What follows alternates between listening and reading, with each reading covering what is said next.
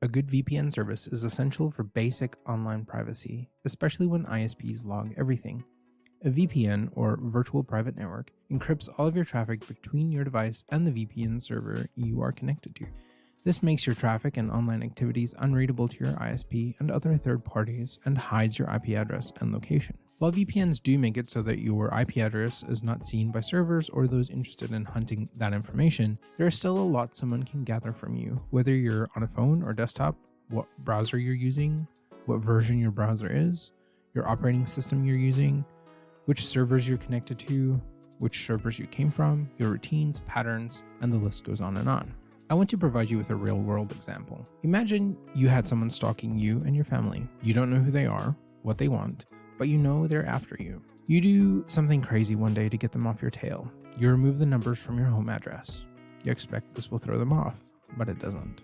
Why? Because they know a lot more about you than simply your address. They know what car you drive, what color it is. They know your patterns and routines. They know where you work. They know what time you leave your work and return home. They know who your family is and when they visit. Worse, this would have made little difference even if you had removed your address initially. What does this analogy have to do with VPNs? In the most basic of ways, VPN companies have been lying to you about what they track and how they do it. While VPNs do obfuscate your IP address, ISPs, servers, and bad actors, and I'm not talking about Steven Seagal, but hackers instead, can see where you're going and what you're requesting from those servers. One method to do this is through packet sniffing, which intercepts packets your browser requests from the server. Your network administrator at work, your ISP, and even some hackers sitting in a Starbucks can access those packets and see what you're doing. All this because you're banking on a public, unsecured network, you idiot. Stop that. So what things are tracked when you make a request for a web page? Here's a short list. IP address, potentially the MAC address, Wi-Fi name you're connected to, device name, geolocation data, social media data, timestamp of data communications, app usage data, permission data, browser fingerprinting, which includes browser type, version, device operating system, active plugins, time zone, language, screen resolution, and various other settings that are active on your browser.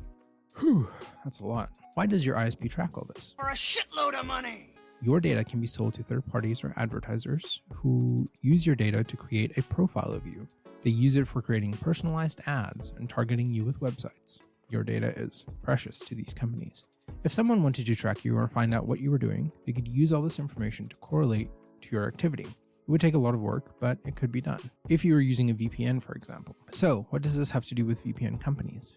VPN companies promise anonymity, saying your searches and your data will be safe from prying eyes of ISPs, bad actors, or just someone snooping. The truth is, much more goes into protecting your data than just hiding your IP address.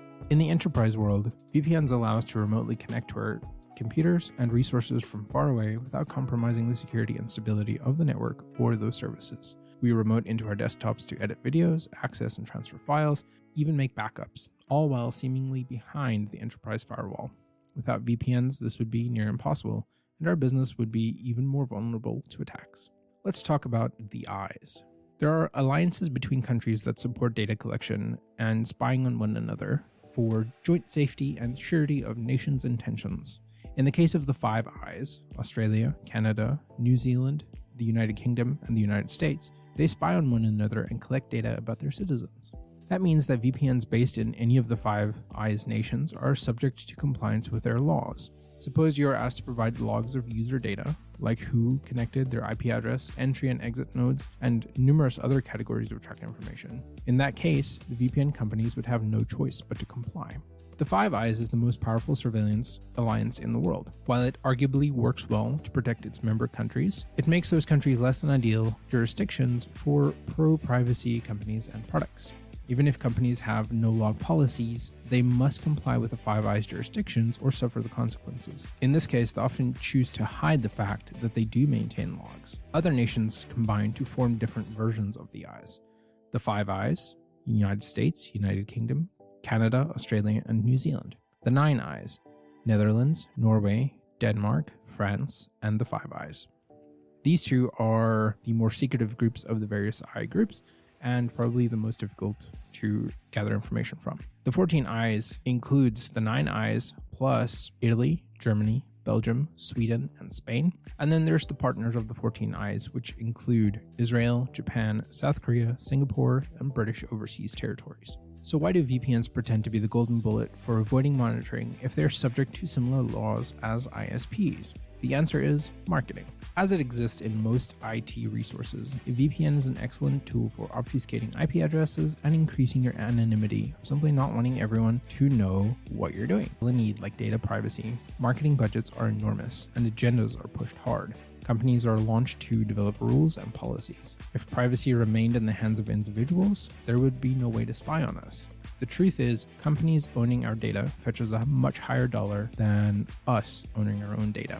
They hope that incidents they need to deal with, like IP vanish, keeping logs and sharing that with government agencies while saying they were a no-logs company to their customers, are offset by the massive amounts of new users they get with influencers and YouTubers talking about how excellent their services are.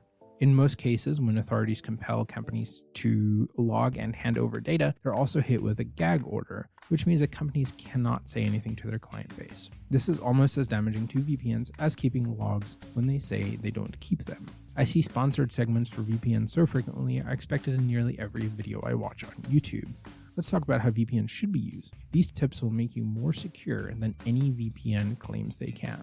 Use the Tor browser. This is one of the easiest changes you can make and it will pay dividends. The Tor browser uses the Onion protocol to hide your search and identity information. There's an app that you can use if you want to use your mobile phone, and it works the same way as the desktop version. Use a proxy. It requires setting up a computer far from your home, remotely connecting to it whenever you need to get online, and using it as an entry and exit node. You can increase its effectiveness by increasing the amount of proxies you connect to. If you must go to a company, choose one based in a country outside of the influence of the eyes. This means that they are less likely to be subject to any requests from authorities, but it is still possible. I've used NordVPN for years. They're considered one of the best, but even they've been in the news for some less than stellar things. NordVPN is based in Panama, not one of the eyes nations. Lastly, you can build your own VPN. This obviously is a little bit more complex, but it's worth exploring. You can find plenty of information on it, so if you're adamant in doing that, build one yourself. I have a video coming out soon about being invisible online, which goes into much more detail about this topic.